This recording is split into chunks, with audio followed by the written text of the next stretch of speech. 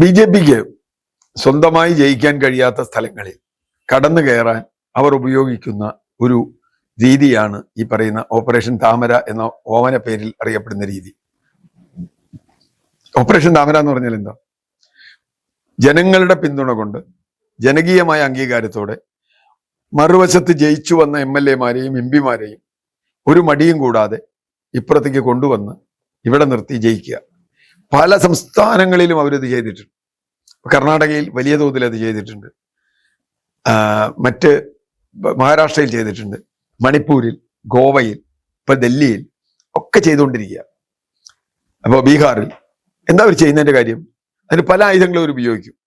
പല ആയുധങ്ങൾ ഉപയോഗിക്കും എന്ന് പറഞ്ഞു കഴിഞ്ഞാൽ ED, CBI കേസുകൾ, അങ്ങനെ നിരന്തരമായി കുറെ ആളുകളെ അവർ, ബംഗാളിൽ സുവേന്ദു അധികാരി എന്ന് പറയുന്ന ഒരാളെ എങ്ങനെയാ മാറ്റിയെന്ന് നമ്മൾ കണ്ടു. വലിയ തോതിൽ അദ്ദേഹത്തിന് കേസിൽ കുടിക്കുന്നു. ഒരു സുപ്രഭാതത്തിൽ അദ്ദേഹത്തെ BJP-യിലേക്ക് കൊണ്ടുവന്ന് വാഷിംഗ് മെഷീനിൽ മുക്കി സുവേന്ദു അധികാരി ഒരു കുഴപ്പമില്ലാത്ത ആളാക്കും. അതുപോലെ പല സ്ഥലങ്ങളിലും ഇപ്പൊ ജ്യോതിരാദിത്യ സിന്ധ്യ, അതിൽ പ്രതിപക്ഷ പാർട്ടികളിൽ അസംതൃപ്തരായ ആളുകളെ കൊണ്ടുവന്നിട്ടുണ്ട്. ജ്യോതിരാദിത്യ സിന്ധ്യയും അതുപോലെയുള്ള ആളുകളാണ്. കാരണം യഥാർത്ഥത്തിൽ മധ്യപ്രദേശിൽ മുഖ്യമന്ത്രിയാവാൻ യോഗ്യനായിരുന്നവരാണ്. അപ്പൊ ഇതിൽ ഒന്നാം സ്ഥാനം കോൺഗ്രസിനാണ്. കാരണം കോൺഗ്രസ് ആണ് ഇന്ത്യയിലെ എല്ലാ സംസ്ഥാനത്തുള്ള രാഷ്ട്രീയ പാർട്ടി. അതുകൊണ്ട് കോൺഗ്രസ്സുകാരെ പിടിക്കുക വളരെ എളുപ്പമാണ്. കാരണം അവര് അധികാരവുമായി പലപ്പോഴും ബന്ധപ്പെട്ട് നിൽക്കുന്നു, അധികാരത്തിലേക്ക് കൊണ്ടുവരിക അവർ കൂടുതലുള്ളതാണ്. പക്ഷെ കോൺഗ്രസിന് മാത്രമല്ല, എല്ലാ രാഷ്ട്രീയ കക്ഷിയിലും ഇവരിത് പയറ്റിയിട്ടുണ്ട്. ഇപ്പോ സമാജ്വാദി പാർട്ടിയിൽ ചെയ്തിട്ടുണ്ട്, ബീഹാറിലെ ലല്ലു പ്രസാദ് യാദവിന്റെ പാർട്ടിയിൽ ചെയ്തിട്ടുണ്ട്, തേജസ്വി യാദവിന്റെ പാർട്ടിയിൽ ചെയ്തിട്ടുണ്ട്, മറ്റു പല കക്ഷികളിലും, പ്രാദേശിക കക്ഷികളിൽ, ഗോവയിലെ പ്രാദേശിക കക്ഷികളിൽ, മണിപ്പൂരിലെ പ്രാദേശിക കക്ഷികളിൽ ഒക്കെ ഇവർ ഈ ടാക്ടിക്സ് ഉപയോഗിച്ച് എങ്ങനെയെങ്കിലും ഭരണം പിടിക്കുക, ഭരണം പിടിച്ച് പണമുണ്ടാക്കുക, പണമുണ്ടാക്കി പണമിറക്കി ഭരണം പിടിക്കുക, അധികാരം ഉപയോഗിച്ച് വീണ്ടും ആളുകളെ കൂട്ടുക, ഇത്തരത്തിലുള്ള തരികട പരിപാടികൾ BJP കുറെ കാലമായി ചെയ്തിട്ടുണ്ട്. എന്തിന്? വലിയ തോതിലുള്ള മതേതരത്വം പറയുന്ന കേരളത്തിൽ പോലും എത്ര നേതാക്കൾ, കോൺഗ്രസിന്റെ നേതാക്കന്മാരുടെ മക്കളാണ് പോയതെങ്കിൽ LDF-ൽ നിന്ന് പോയത് MLA-മാർ തന്നെയാണ്.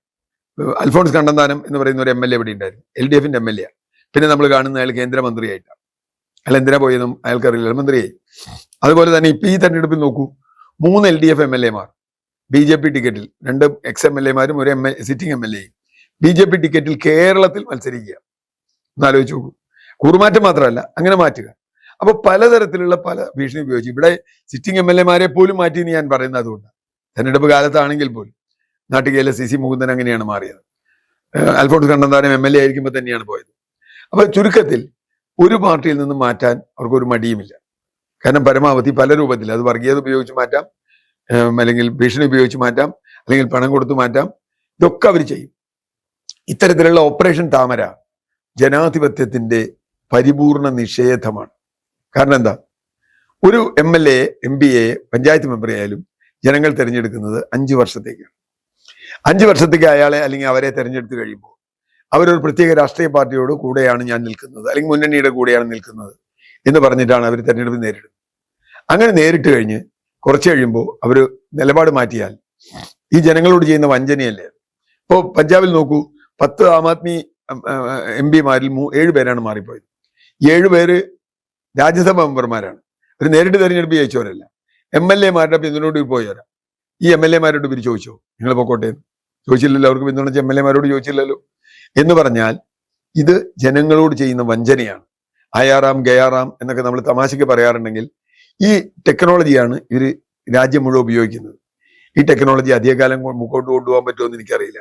കാരണം ഇത് കുറെ കഴിയുമ്പോൾ ജനങ്ങൾ മനസ്സിലാക്കുകയും കാലുമാറി കൂറുമാറി വന്നവൻ ആരായാലും അയാളെ തെരഞ്ഞെടുപ്പിൽ ജയിപ്പിക്കില്ല എന്ന് തീരുമാനിക്കുകയും ചെയ്യുന്ന ഒരവസ്ഥയുണ്ടാവും. കാലുമാറി അധികാരത്തിന്റെ ഭാഗമായിരുന്നിട്ട് വരികയാണ്. ജയിച്ചു കഴിഞ്ഞ് 2 കൊല്ലം കഴിയുമ്പോൾ അയാൾ അങ്ങ് മാറുകയാണ്. പിന്നെ 3 കൊല്ലം അയാൾ MLA തുടരുകയാണ്. കാലുമാറ്റ നിരോധന നിയമമൊക്കെ എങ്ങനെ മറികടക്കണം എന്നുള്ളവർക്കറിയാം, കൂറുമാറ്റ നിരോധന നിയമമൊക്കെ, അങ്ങനെയുള്ള സൂത്രങ്ങളിൽ കൂടി. എന്ന് പറഞ്ഞാൽ അധികാരവും പണവും ഉപയോഗിച്ച് അധികാരം നിലനിർത്തുക എന്ന ഈ രീതി, ഒരുപക്ഷെ ഇവർ പറയുന്ന പോലെ മാർഗം എന്തായാലും ലക്ഷ്യമാണ് പ്രധാനം എന്ന രൂപത്തിൽ ഭഗവത്ഗീതയെ ദുർവ്യാഖ്യാനം ചെയ്ത സംഘപരിവാറുകാരാണ്. അവരെ സംബന്ധിച്ചിടത്തോളം സാമധാന ഭേദദണ്ഡം എന്ന് ചാണക്യതന്ത്രത്തിൽ പറയുന്ന കാര്യങ്ങൾ, ഒരാളോട് നമ്മൾ കീഴ്പ്പെടുത്തണമെങ്കിൽ ആദ്യം സാമം മര്യാദയ്ക്ക് പറയുക, അത് കഴിഞ്ഞ് ദാനം കൊടുക്കുക, പണം കൊടുക്കുക, 3ാമത് ഭേദം ചെയ്യുക, അതായത് ED ഒക്കെ ഉപയോഗിച്ച്, അവസാനം ദണ്ഡം, ഇല്ലെങ്കിൽ അവർ തട്ടിക്കളയുക. ഇത്തരത്തിലുള്ള ടെക്നിക്ക് ജനാധിപത്യത്തിന് ഭൂഷണമല്ല എന്ന് തന്നെയാണ് ഞാൻ കരുതുന്നത്. തെരഞ്ഞെടുപ്പിൽ നിങ്ങൾക്ക് മത്സരിച്ച് ഏത് പാർട്ടിക്ക് വേണ്ടി ജയിക്കാം, ആ പാർട്ടിയുടെ കൂടെ നിങ്ങൾ അടുത്ത തെരഞ്ഞെടുപ്പ് വരെ നിൽക്കണം എന്നുള്ളതാണ് മര്യാദ.